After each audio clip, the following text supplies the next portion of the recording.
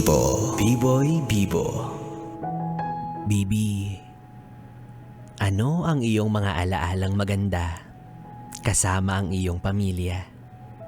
Sariwa pa ba sa iyong isipan ang kinagisnan mong tahanan na kung saan ay minsang pinamugaran ng malalakas na tawanan, asaran at kung minsan ay iyakan?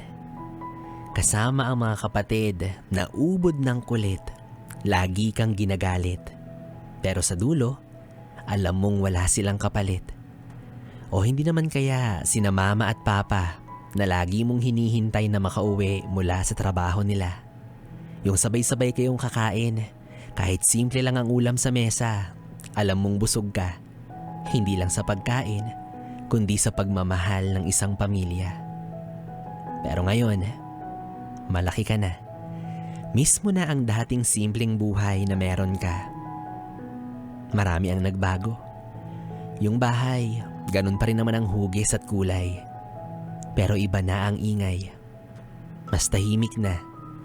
Parang may mga kwentong hindi na mauulit pa. Mga halakhak na maririnig mo na lang sa alaala.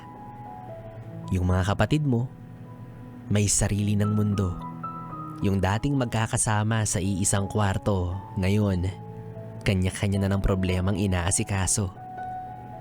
Si mama, hindi na ganun kalakas ang boses kapag nagsasalita. Si papa, mas madalas ng tahimik at sanay nang walang ginagawa. Ikaw, kasalukuyan, pinipilit mong abutin ang mga pangarap para maiparanas sa kanila ang ginhawa at sarap dahil ayaw mo nang maging mahirap. Pero minsan, ikaw ay nagtatanong at nagbabaka sakali. Pwede bang bumalik kahit sandali? Kahit isang hapon lang, yung wala kang iniisip na responsibilidad tulad nung ikaw ay nasa murang edad. Kahit isang gabi lang na magkakatabi kayong matutulog at ang problema mo lang ay ang malakas na hilik na daig pa ang kulog. Pero sa totoo lang, hindi naman talaga yung bahay ang gusto mong balikan, kundi yung mga taong nagpalalim ng kahulugan ng salitang tahanan. At ngayon, habang hindi na maibabalik ang dati, isa na lang ang kaya mong gawin. Panghawakan ang mga alaala. Yakapin ang kasalukuyan. At kapag may pagkakataon, umuwi ka sa kinagisnan mong tahanan.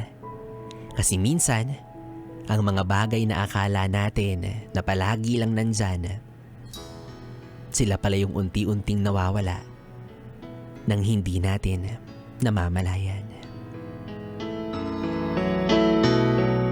Panapanahon ng pagkakataon,